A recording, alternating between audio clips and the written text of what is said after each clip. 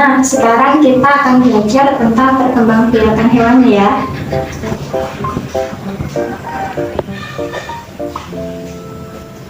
Perkembangbiakan bagi hewan adalah proses terbentuknya suatu individu baru yang sama jenisnya dengan individu yang menghasilkannya.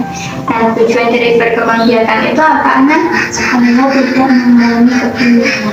Iya, betul. Tujuan dari perkembangbiakan adalah untuk mempertahankan jenisnya supaya tidak mengalami kepunahan. Perkembangbiakan hewan dibagi menjadi dua, yaitu secara generatif atau kawin dan secara vegetatif atau tidak kawin. Kalau perkembangbiakan secara generatif itu yang melibatkan sel kelamin jantan dan betina. Nah, jika kedua sel ini bertemu, maka akan menghasilkan individu baru yang disebut embrio. Nah, untuk perkembangbiakan generatif ini dibagi menjadi tiga, yaitu bertelur atau ovipar, beranak atau vivipar, dan bertelur dan beranak atau ovovivipar. Yang pertama, bertelur atau ovipar. Perkembangbiakan dengan cara bertelur disebut ovipar. Hewan yang bertelur adalah hewan betina dan dinamakan induk. Hewan yang berkembang biak secara ovipar akan mengeluarkan telur dari tubuhnya. Telur akan menetas dan menghasilkan individu baru. Apa saja contoh dari hewan yang bertelur, anak? Ayam, itik, burung. Betul, itu adalah contoh hewan yang mengalami perkembangbiakan secara ovipar. Ciri-cirinya adalah mengerami telurnya, tidak memiliki daun telinga, tidak memiliki kelenjar susu, dan tidak menyusui anaknya.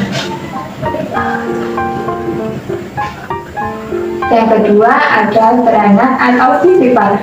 Perkembangbiakan dengan cara beranak dinamakan vivipar. Hewan yang berkembang biak dengan cara beranak akan mengalami masa kehamilan. Nah, cara beranak ini dengan melalui proses reproduksi dengan cara pembuahan sel jantan terhadap sel telur betina di dalam tubuh induknya. Kemudian mengalami pertumbuhan hingga dilahirkan individu baru. Proses ini disebut dengan melahirkan atau beranak. Nah, apa saja contoh hewan vivipar, anak? Kucing, kelinci, kambing. Ya, betul. Itu adalah contoh hewan vivipar atau beranak. Ciri-ciri hewan vivipar itu memiliki kelenjar susu, memiliki daun telinga, tubuh ditutupi oleh bulu atau rambut, dan pada umumnya menyusui.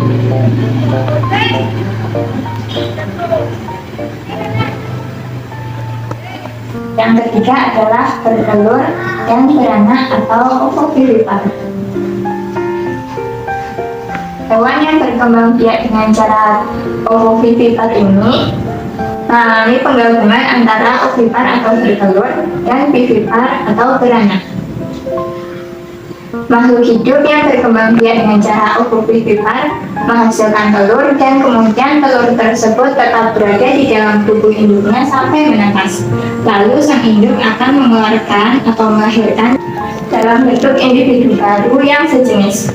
Ciri-ciri hewan ovovivipar adalah proses pembuahannya menjadi telur hingga menetas terjadi di dalam tubuh induk, lalu dikeluarkan atau dilahirkan anak. Contoh hewan ovovivipar apa, anak? Buaya. Ya, betul. Buaya adalah contoh hewan yang bertelur dan beranak. Setelah itu ada perkembangbiakan secara vegetatif atau tidak kawin. Perkembangbiakan vegetatif tidak memerlukan sel kelamin. Nah, cara perkembangan vegetatif itu antara lain ada tunas, fragmentasi, dan membelah diri. Yang pertama, tunas. Tunas itu terbentuk dari dinding tubuh induk yang menonjol. Tunas ini dapat tumbuh membesar. Setelah besar, tunas akan memisahkan diri dari induknya.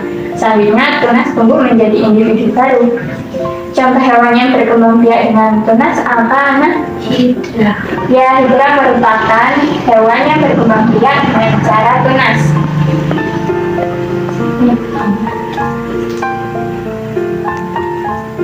Yang kedua ada fragmentasi. Fragmentasi adalah pemotongan bagian tubuh induk hewan, memotong bagian tubuhnya sendiri tanpa merasa sakit.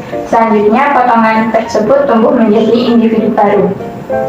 Contoh hewan yang mengalami perkembangbiakan dengan cara fragmentasi itu adalah Cacing pipih. ya, cacing pipih. Itu tubuhnya terpotong secara alami menjadi dua. Selanjutnya, setiap potongan tubuh tersebut dapat tumbuh menjadi individu yang baru. Nah, yang ketiga itu ada membelah diri. Contoh hewan yang membelah diri apa, anak? Amuba. Ya, amuba adalah hewan yang berkembang biak dengan cara membelah diri. Amuba adalah hewan yang bersel satu, ukurannya juga sangat kecil dan hanya dapat dilihat dengan menggunakan mikroskop. Amuba membelah diri menjadi dua bagian dengan susunan yang sama. Seperti ini.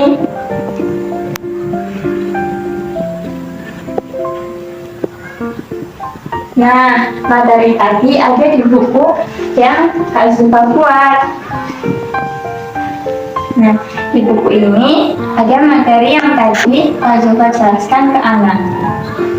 Buku ini itu terbuat dari kertas manila, kertas asturo, kertas tugel, dan lain sebagainya. Tujuannya supaya kita tidak bosan kalau belajar hanya membaca saja, karena di buku ini terdapat gambar-gambar yang menyenangkan, jadi kita bisa belajar yang lebih asik. Nah, buku ini memuat materi-materi yang tadi Kak Zulfa jelaskan ke anak. Nanti anak dapat mempelajarinya lagi dengan buku ini.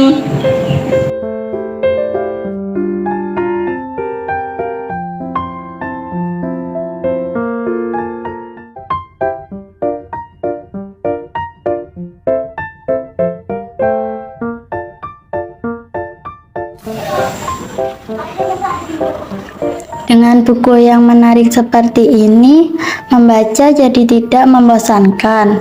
Belajar juga jadi lebih menyenangkan rasanya.